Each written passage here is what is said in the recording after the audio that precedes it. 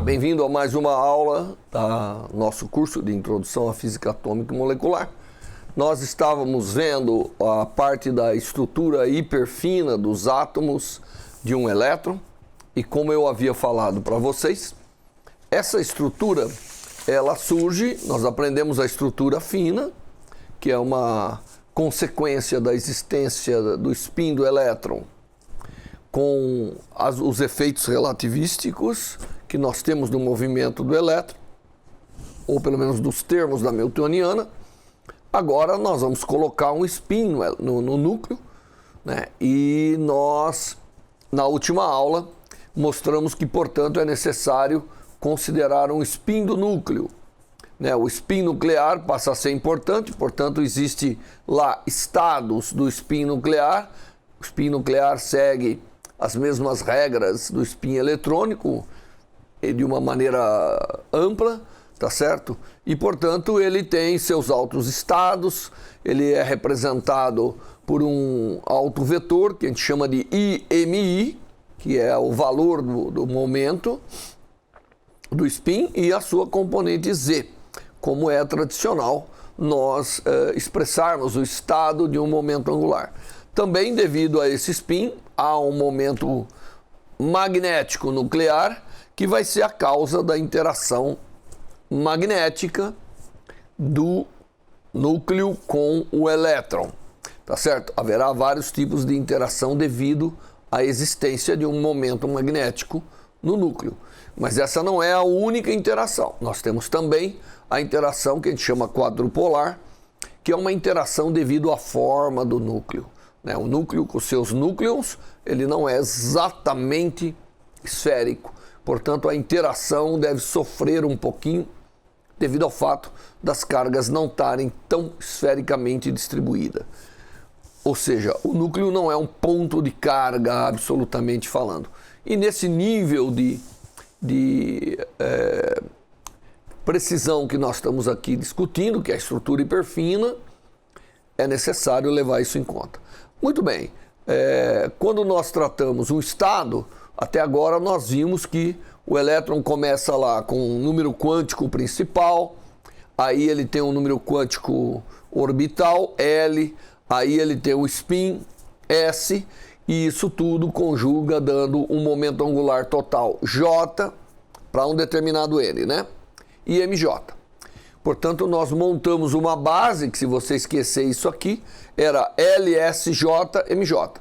Então, para entender um estado, nós temos que conhecer essas grandezas físicas que caracterizam o estado. Agora, nós temos também o momento, o spin nuclear, tá certo? E a sua componente Z do spin nuclear. Portanto, o estado que a gente cria agora é um estado bastante degenerado, devido ao fato que já tinha uma degenerescência do momento angular total, L mais S, e agora tem uma degenerescência devido ao spin nuclear.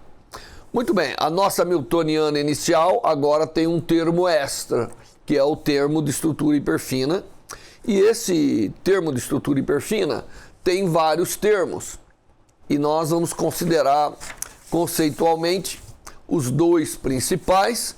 Nós fomos lá e deduzimos, começamos com o momento, o potencial vetor devido ao momento magnético do núcleo, mas aí construímos a partir daí toda a interação, não é?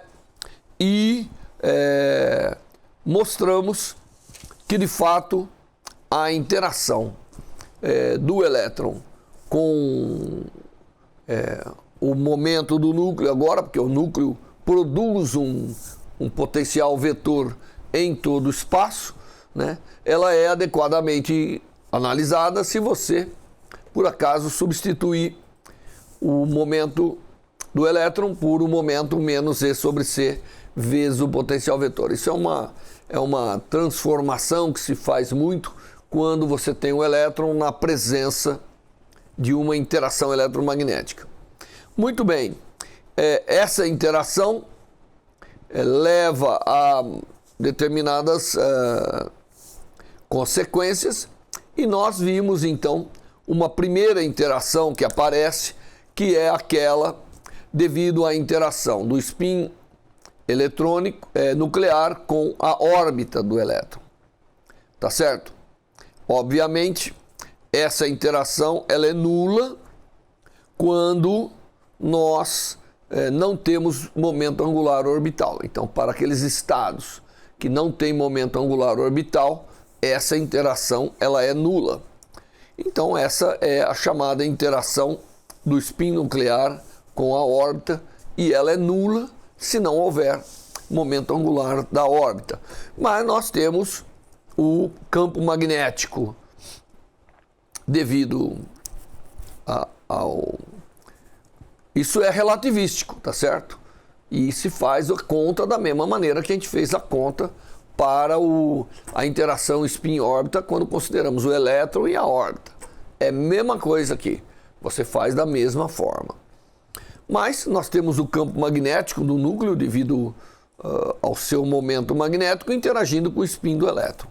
E a interação nesse caso, ela é o momento magnético do elétron, que nós já aprendemos a escrever, vezes o escalar com o potencial, com o campo magnético. E quando a gente faz o spin eletrônico escalar com o campo magnético causado pelo momento magnético do núcleo, essa é a expressão. E agora nós podemos considerar o potencial vetor do momento causado, ou presente em todo espaço, em toda posição R, devido ao momento magnético do núcleo, para escrever essa expressão e começar a trabalhar. Bom, aqui tem um pouco de álgebra para se fazer, porque você tem que vir aqui, calcular o rotacional de um produto vetorial, mas as regras existentes de manipulação de vetores permitem você fazer isso com uma maestria muito grande. E nós, então, podemos determinar que essa interação magnética, ela pode ser escrita dessa forma. Então, ela acaba sendo uma interação, obviamente, como era de se esperar, do spin eletrônico com o spin nuclear, porque esses são os dois que dão origem a essa interação. E aí aparece aqui vários termos, porque afinal, quando nós consideramos o potencial vetor, nós temos uma grande dependência com a coordenada R. Aqui aparece um termo que é o laplaciano de 1 sobre R, e o laplaciano de 1 sobre R, ele é, todo mundo sabe, a função delta. Portanto, esse termo aqui é um termo que vai aparecer a função delta. E esse termo, ele é muito relevante, aparecendo uma função delta. Nós já falamos em várias situações que quando tem um delta na interação, os únicos estados que acoplam aquela interação são os estados que são finitos na origem. Porque aqui está dizendo que é uma interação que só existe na origem. Muito bem, então, essa parte da interação aqui, que dá origem à função delta, ela só é relevante quando nós temos o estado S. Então, os estados S, que são os estados com a magnitude, com a amplitude finita da função de onda na origem, é que acabam sendo relevantes para essa primeira parte da interação. Muito bem, a segunda parte da interação é um pouco mais sutil, e ela tem que ser expandida de outra forma. Então, para R igual a 0, nós já sabemos aí que só esse termo vai ser importante, tá certo? Mas para o R diferente de 0, nós temos que levar em conta outras interações. Então, para R diferente de 0, nós temos que pegar aquele termo que eu mostrei para você e expandir. E isso pode ser feito através de uma álgebra aí fácil. Isso aqui é um produto de dois produtos escalares, ele pode ser reescrito. E nós podemos mostrar que esse termo pode ser reescrito dessa forma. Note que você acaba tendo aqui o surgimento do produto S escalar I, como se fosse exatamente o acoplamento do spin do elétron com o spin nuclear, que é o que é, de fato, essa interação causada pelo campo magnético. Então, quando L igual a zero, nós temos que considerar aquele primeiro termo, que é o mais relevante, e o segundo termo acaba desaparecendo. Quando nós temos que considerar o L diferente de zero, nós temos que levar em conta os outros termos de uma forma completa. Muito bem, para L igual a zero, essa interação que nós estamos lidando aqui, ela é basicamente a interação spin-spin, e tem a função delta aqui, com o produto dos momentos, que é natural da interação, porque é uma interação de momento para momento, e ela, na verdade, recebe um nome especial, que é a interação de contato de Fermi. Interação de contato de Fermi porque ela só existe no contato da nuvem eletrônica com o núcleo, tá certo? Então ela chama interação de contato de Fermi. E eu, obviamente, não estou dando detalhes das passagens, porque ela pode ser feita de forma não muito difícil, ela existe em muitos livros e tem detalhes na nossa apostila que você pode seguir para poder seguir os detalhes aqui dessas contas que eu estou fazendo. Quando L igual a zero, então só esse termo ele é relevante. Quando L é diferente de zero, então nós temos que levar em conta os outros termos. Inclusive aqui surge, né, quando nós consideramos que até aqui nós usamos para L igual a zero. Lembre-se, eu peguei a interação e vim do L igual a zero. Agora, quando o L é diferente de zero, nós temos que levar em conta aquela interação que envolve o spin nuclear com a órbita do elétron. Tá certo? E esta interação, ela é obtida, né, expandindo aquela expressão que eu coloquei, que é aquela expansão do L interagindo com o I. Tá? E aqui nós aparecemos realmente a interação spin-órbita, a interação do spin com tanto da órbita do elétron com o spin do núcleo, quanto do spin do elétron com o spin do núcleo, e aquele termo extra que aparece lá em cima devido a todos os termos que nós levamos em conta quando calculamos o campo magnético que o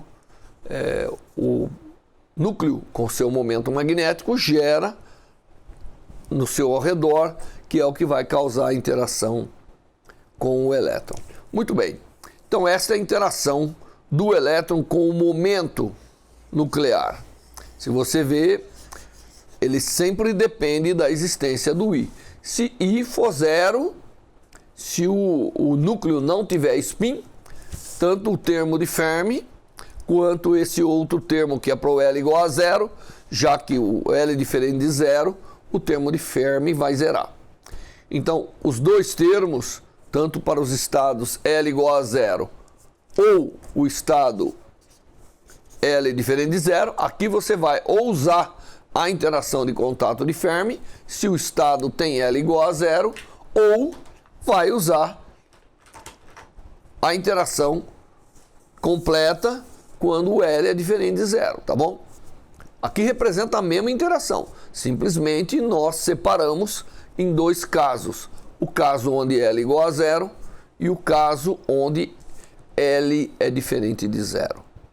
Muito bem, depois nós vamos calcular aqui como nós vamos levar adiante essa expressão, que é uma expressão relativamente complicada, compondo todos os momentos angulares que estão envolvidos aqui, o L, o S, o I, tá certo? Então nós temos que de alguma maneira levar em conta expressar isso de uma forma adequada. Muito bem, mas como eu disse, essa é uma interação totalmente devido à interação do momento magnético do núcleo com o elétron. Tá certo? Então, só lembrando, a interação do momento magnético do núcleo com o elétron, nós calculamos o potencial vetor e com ele calculamos o campo e interagimos com o momento e nasceu toda essa interação aqui que nós estamos vendo aqui. E nós separamos em duas, quando L é igual a zero e quando L é diferente de zero. Muito bem. Bom, e agora? O que nós fazemos com isso? Bom, nós temos que partir para calcular essa interação para saber o seu valor, não é verdade? Nós temos que, de alguma maneira, determinar esse valor. Esse é um cálculo que tem que ser elaborado de uma forma paciente, mas no fim das contas, quem trabalha com as interações hiperfinas sabe que tudo vai se reunir em saber contar adequadamente, montar adequadamente os estados com os momentos angulares que existem no problema, ou seja, o spin do elétron, o orbital do elétron e o spin nuclear agora. Tá certo? Mas, para a completeza aqui do nosso curso, é bom nós continuarmos levando em conta e fazer o cálculo. Então eu vou pegar essa expressão, principalmente para o L diferente de zero, porque para o L igual a zero é uma função delta, ela já está resolvida, essa primeira parte da interação hiperfina. Agora, quando o L é diferente de zero, você vê, tem uma expressão grande ali, que envolve o momento angular, envolve o spin, envolve o spin nuclear, spin eletrônico, spin nuclear. E aí aparecem termos como esse, que nós temos que, de alguma forma, simplificar um pouco. Então, só para lembrar, nós estamos lidando agora com essa interação aqui. Certo? E nós, então, vamos definir um novo momento, que ele pode até ter um significado físico, mas ele vai nos ajudar a simplificar um pouco a álgebra do problema. Então, nós vamos definir aqui o momento n como um argumento matemático para poder simplificar, porque se eu chamar o n dessa forma, é como botar o i em evidência na expressão anterior que eu mostrei para vocês. E, portanto, para o caso de nós termos o L diferente de zero, essa interação do momento magnético nuclear com o momento magnético eletrônico, e, portanto, também a sua órbita, né, ele fica simplificado dessa forma. Certo? Bom, veja que aqui nós estamos agora lidando com um problema que até então envolvia apenas como momento angular total o J, que era o L mais S. Então eu só tinha que me preocupar como que quanticamente esses momentos se compõem. Agora eu tenho que ir além, porque eu tenho o spin nuclear. Então é conveniente que a gente defina um novo momento angular total que vai caracterizar os estados, que é o momento angular F. Quem é o F? Bom, o F, ele caracteriza o momento angular total do sistema, e ele é o J, que de alguma maneira foi originado das correções relativísticas e, portanto, gerou a estrutura fina, e agora eu tenho que compor com o momento angular do núcleo, que é o I. Esse é um novo momento angular, e como todo novo momento angular, ele tem suas características, e esse aqui também tem. Ele tem autovalores, que é F quadrado, né? Os autovalores do F quadrado é F mais 1 H cortado ao quadrado, como todo bom momento angular, e ele tem também autovalores para a componente Z, Fz, que é o MF H cortado. Então, nós definimos um novo momento angular e ele vai dar origem a uma nova coleção de estados para a gente. São os estados que agora são caracterizados por esse novo momento angular. Porque toda vez que eu defino esse novo momento angular, eu tenho várias possibilidades de composição do momento I e do momento J. Então agora nós temos lá o momento J, que é o momento que até agora nós vínhamos utilizando, que caracteriza o elétron, não é verdade? E envolve a sua órbita e seu spin. Os estados agora têm que obedecer, têm que ter determinado J. E nós vimos que as correções relativísticas separam os J's. Não separam os MJs, mas separam os J's. E agora nós temos o spin nuclear. O spin nuclear vai combinar com o J total, dando uma determinada coleção de estados que nós temos que considerar. Como nós já estamos craque em somas de momentos angulares, nós sabemos que os estados agora de I e os estados de J irão se combinar, dando uma coleção de estados cujos momentos angulares, pelas regras de soma de momento angular da mecânica quântica, pode ir de J mais I até J menos I. Então eu tenho aqui a possibilidade de um elenco de momentos angulares que dão origem aos estados que serão caracterizados por esse spin total F, que é o chamado momento angular da estrutura hiperfina. Muito bem, esses estados, deixa eu salientar aqui para você, eles são ainda caracterizados por um L, S, J e I. Tudo isso vem de lá. Eles têm isso muito bem determinado. Só que agora eles podem ter um F e um MF muito bem determinado. E isso leva então a um ponto crucial aqui, que é a montagem da função de onda que determina esse estado. Porque agora ela deve ter, na parte orbital, harmônicos esféricos caracterizados pelo L. Deve ter o spinor caracterizado pelo S, o spinor eletrônico. Ela deve ter composições desses para caracterizar o estado J.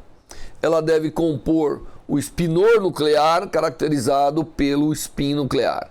E ela, tudo isso composto, deve dar um estado que tem um F e um MF bem determinado. E como expressar esses estados? Bom, até agora nós vimos que nós usávamos o L, o S, JMJ. E nós podíamos expressar os estados aqui como soma dos estados LS, ML, MS. Agora é o contrário, nós podemos mostrar que esse estado aqui, que é o novo estado que vai advir da estrutura hiperfina, ele pode ser expresso como uma soma dos estados anteriores, que advinham daquela estrutura fina, daquela correção relativística, com os estados do spin nuclear.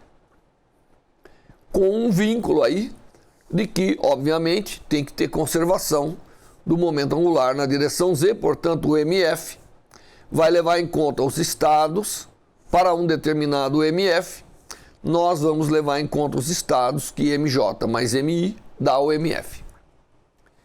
Então nós temos aqui a forma de escrever esses novos estados e computá-los. Antes disso, porém, nós temos que lidar com aquele NI, que eu havia definido o N, e nós mostramos lá em cima que a interação era um N escalar I, e nós podemos mostrar que esse N escalar I pode ser escrito dessa forma. É como você introduzir o J2, portanto você tem que dividir pelo valor do J2, não é? Pelo valor esperado J2, que é J mais 1 H cortado ao quadrado. Isso aqui fica como exercício, você mostrar com as definições que nós demos do N, isso pode ser mostrado. E não podemos esquecer que nós podemos compor I mais J, que é o F. Não vamos esquecer que o F ele é igual a I mais J, e quando eu multiplico escalarmente isso por isso, eu mostro que o I escalar J, ele é escrito dessa forma do ponto de vista de operadores. Só que esses operadores sabem atuar nesses estados. Tá certo? O I sabe atuar nesse estado, que vai dar um I vezes I mais um H cortado ao quadrado. O J sabe atuar nesses estados. E o F deve ser uma constante que advém dos possíveis valores de F que caracteriza o estado hiperfino que eu estou procurando. Sempre que envolve essa parte de soma de momentos angulares, é importante prestar muita atenção para que a gente não se enrole muito, não é verdade? Mas, em geral, é uma álgebra aqui muito bem estabelecida e que permite se calcular.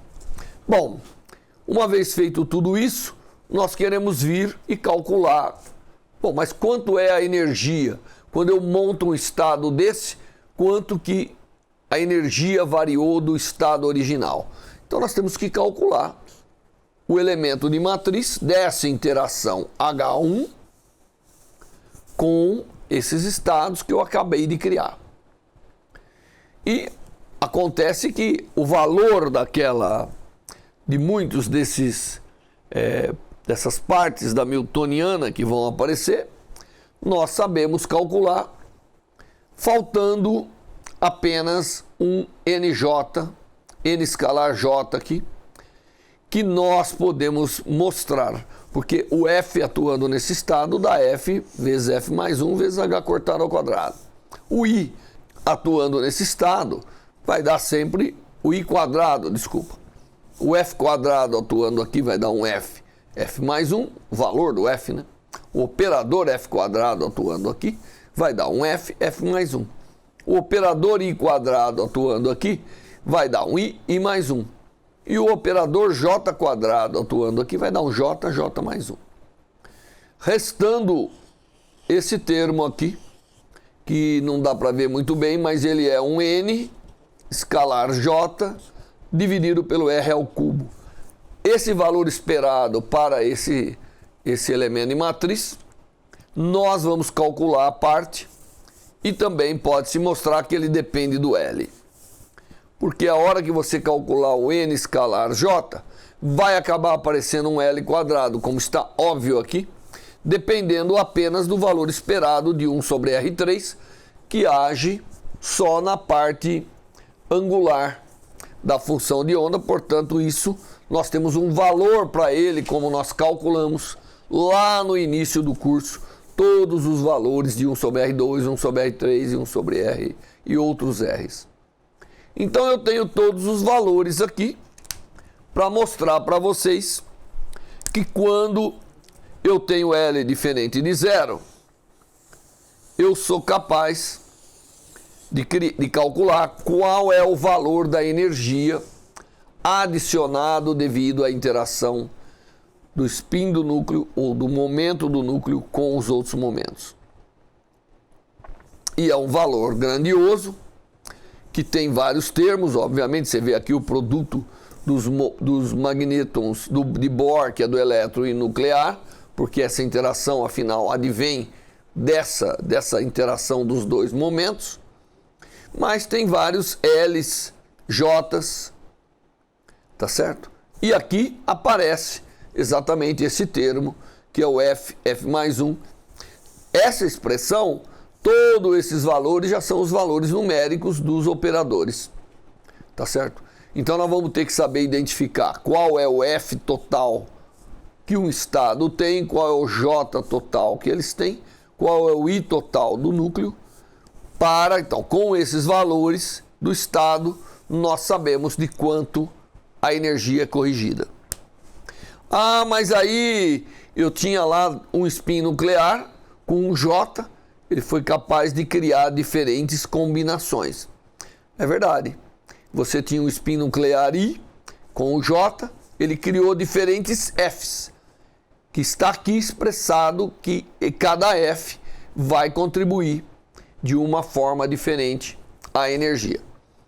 Bom, essa expressão aqui com essa expressão, você pode calcular esse termo, que é esse termo da interação, vamos dizer, dos momentos magnéticos do núcleo com o elétron, para qualquer estado que tenha um N específico, que aparece aqui desse valor, que tenha um L específico e que acabe tendo um J específico e agora um F específico. Obviamente o I é característica do núcleo. Então o núcleo tem que ser dado qual é o spin nuclear que ele tem. Quando nós temos isso tudo aqui para L diferente de zero, tá certo? Que é aquele termo mais complicado. Quando L igual a zero, tudo isso fica muito simplificado. Quando L igual a zero, nós acabamos tendo só o termo de contato, porque a expressão fica simplificada por essa função delta. O S escalar I, da mesma forma, né? Como L igual a zero, o F, que normalmente é o J mais S mais I, agora é S mais I, né? Porque o L é zero, então o J é o próprio S. Então o S escalar I, ele pode ser expresso como esses operadores ao quadrado, que nós sabemos exatamente como agem nos termos. Então vai aparecer aqui um F vezes F mais 1, devido ao estado que tem um F determinado, um I vezes I mais 1 e um S vezes S mais 1. E o valor da função delta, que portanto sendo um estado L igual a zero, nós vimos qual é o valor da função de onda ao quadrado na origem, numa tabela que eu dei no começo do curso, e isso é esse valor aqui. Né? Quando você pegar o valor da função delta com os estados, que tem aí o N determinado, o L determinado, o S determinado, o J determinado, mas aqui o J, ele é simplesmente o S, porque o L é zero, e combinado agora com o spin nuclear, nós temos um valor para essa energia, tá certo? E o valor para essa energia, se eu colocar aqui no valor o valor da função delta nesse elemento de matriz, nós vamos ter uma expressão para os estados L igual a zero. Então os estados L igual a zero acabam tendo uma expressão também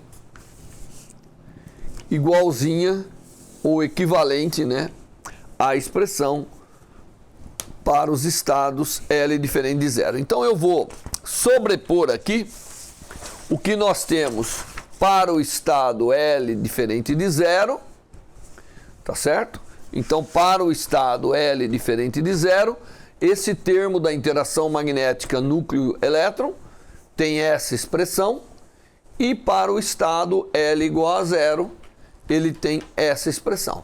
Na verdade, eles têm muita coisa em comum, mas obviamente o L igual a zero aqui, eu não posso converter essa expressão, porque se eu fizer L igual a zero aqui, eu vou ter vários termos aqui no denominador. Esse aqui cancela com esse, não cancela totalmente, esse que é o problema, né? Então eu tenho que ser cuidadoso, mas esse L com esse L mais 1 cancela, mas eu resto ainda com L mais meio, mas tem o J, então quando eu fizer aqui, isso vai ser o S. Bom, de qualquer maneira eu não fiz o exercício para vir daqui para cá, mas tratei as duas expressões de forma adequadamente separadas. E nós temos então que, dado um estado que nós calculamos a primeira correção relativística, que dá origem à estrutura fina, ele tem um momento angular L, J, agora nós adicionamos I, isso vai gerar um momento total F com a combinação do spin nuclear com o J, e o resultado disso é que se L for diferente de zero, essa expressão da correção da energia delta E, estrutura hiperfina, para esse estado. Por outro lado, se o L é zero, isso foi feito diferente, que é mais simples. resta fazer uma delta e este é o valor. Em princípio, para o estado, nós temos todos esses números quânticos, F, I, S, N, L, nós temos tudo isso, J, para o estado que vai ser considerado. Tá bom? Então, nós temos uma expressão fechada para essa correção. Bom, o que restaria agora é fazer um exemplo para o átomo de hidrogênio, primeiro e depois para outros átomos, tá certo? Utilizando essa interação. E isso eu vou fazer na próxima aula. Até lá!